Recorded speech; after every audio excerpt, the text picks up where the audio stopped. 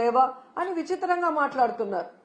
ఆ మంత్రులకు కానీ ఆ ఇతండంగా మాట్లాడే వారికి నేను తెలియజేసేది ఒక్కటే, 2019లో చంద్రబాబు నాయుడు గారు దిగిపోయే నాటికి 2800 కోట్లు బకాయిలు ఉన్నాయి. ఆ రోజు ఆ బకాయిల్ని జగన్మోహన్ రెడ్డి గారి ప్రభుత్వం సంపూర్ణంగా చెల్లించటమే కాకుండా తాను అధికారంలో వచ్చిన తర్వాత ఉన్న వాటిని కూడా ఎలా చెల్లించుకుంటూ వస్తున్నారో మనం చూసాం. సో ఎప్పుడూ కూడా ఒక ప్రభుత్వం మారినప్పుడు గత ప్రభుత్వంలో బకాయిలు ఉంటే వాటిని తీర్చాల్సిన బాధ్యత ఆ అధికారంలోకి వచ్చిన పార్టీకి ఉంటుంది. కానీ అధికారంలోకి వచ్చిన తర్వాత ఈరోజు చేతులు దులుపుకొని పేద విద్యార్థుల చదువుని దూరం చేసి మళ్ళీ ఇతండంగా విచిత్రంగా మాట్లాడటం ఎంతవరకు సమంజసమని నేను ప్రశ్నిస్తున్నా. అండ్ ఈరోజు మీరు చూస్తే ఇది చంద్రబాబు నాయుడుకి ఇది కొత్త ఏం కాదు, మీరు గతంలో కూడా చూశారు. ఎందుకంటే పేదవాళ్ళు అంటే చంద్రబాబు నాయుడుకి చిరాకు.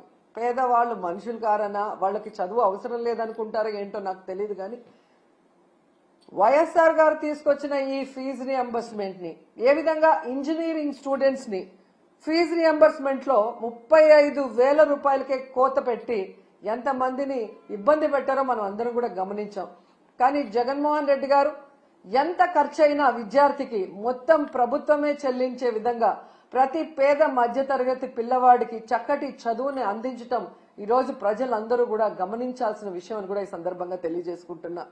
అండ్ ఈరోజు మీరు చూస్తే ఈ చంద్రబాబు నాయుడు గారు 3,900 కోట్ల ఈ స్కాలర్షిప్లు కానీ ఫీజు రియంబర్స్మెంట్ బకాయిలు మాత్రమే ఆపలేదండి. ఆయన ముఖ్యమంత్రి అయిన ఈ 7 నెలల కాలంలో ఫీజు రియంబర్స్మెంట్ ని ఆపేశాడు, అమ్మఒడిని ఆపేశాడు, చేయూతను ఆపేశాడు, మెడికల్ కాలేజీల్ని కట్టడం ఆపేశాడు, నాడు నేడు స్కూల్స్ రెన్యువేషన్ ఆపేశాడు. అలాగే మీరు చూస్తే 0 వడ్డీ పథకాన్ని ఆపేశాడు. ముఖ్యంగా పేదవాళ్లకి చాలా అవసరమైన ఆరోగ్యశ్రీని ఆపేశాడు. ఇక వాలంటీర్ వ్యవస్థని ఆపేయటం మనం అందరం కూడా చూస్తూనే ఉన్నాం. ప్రభుత్వ ఉద్యోగాలకి ఐఆర్ లేదు, పిఆర్సీ లేదు, కనీసం డిఏ కూడా ఇవ్వకపోవటం ఈ రాష్ట్ర ప్రజలందరూ మేధావులందరూ కూడా గమనించాలని కూడా కోరుకుంటున్నాను. ఎందుకంటే ఒకవైపు జగన్మోహన్ రెడ్డి గారిని తిట్టడానికే టైంని స్పెండ్ చేస్తున్నారు. కానీ వాళ్ళు ఎన్నికల్లో ఏం ప్రచారం చేశాం, ఏ సంక్షేమాన్ని అందిస్తాం, ఏ అభివృద్ధిని అందిస్తామని చెప్పిన మాటల్ని మరిచిపోవడం ఇక్కడ మనం గమనించాలి. ఎందుకంటే మీరు చూశారు ఏ విధంగా అధికారంలోకి వస్తే మేము సూపర్ 6 అమలు చేస్తామని చెప్పారు. ఈయన లోకేష్ అయితే మేము సూపర్ 6 అమలు చేయకపోతే నా కాలర్ పట్టుకొని అడగండి అన్నారు. ఏ కాలర్ అండి? రైట్ కాలరా, లెఫ్ట్ కాలరా? అంటే కాలర్ పట్టుకొని నిలదీసి అడిగితే తప్ప మీరు సూపర్ 6 అమలు చేయరా? ఈరోజు చూస్తే చంద్రబాబు నాయుడు గారు ఎంత కూల్గా సంపద సృష్టించాక ఆదాయం పెరిగాక అప్పుడు సూపర్ 6 ని అమలు చేస్తామని చావు కబురు చల్లగా చెప్తున్నారు.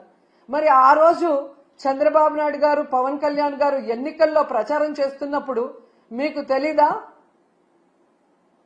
ఎందుకు ఆ రోజు ఇదే మాట చెప్పలేదు? మేము వచ్చాక సంపద సృష్టించాక ఆదాయం పెరిగితేనే సూపర్ 6 అమలు చేస్తాం, లేకపోతే చేయలేమని ఆ రోజు ఎందుకు చెప్పలేదని అడుగుతున్నా. ప్రజల్ని మోసం చేయాలన్న ఆలోచనతోనే కదా అబద్ధం చెప్పారు.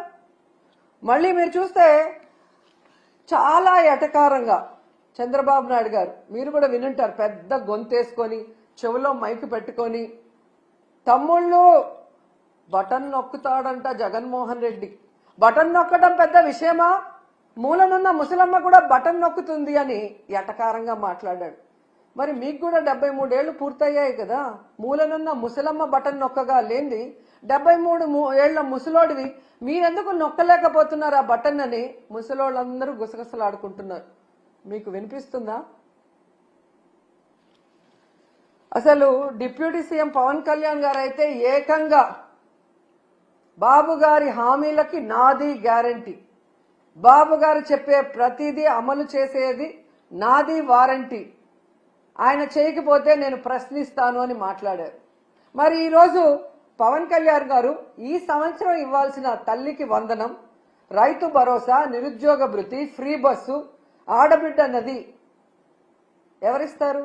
మీరిస్తారా? చంద్రబాబు నాయుడుతో ఇప్పిస్తారా? మరి ఇంతవరకు ఇవ్వలేదు కదా.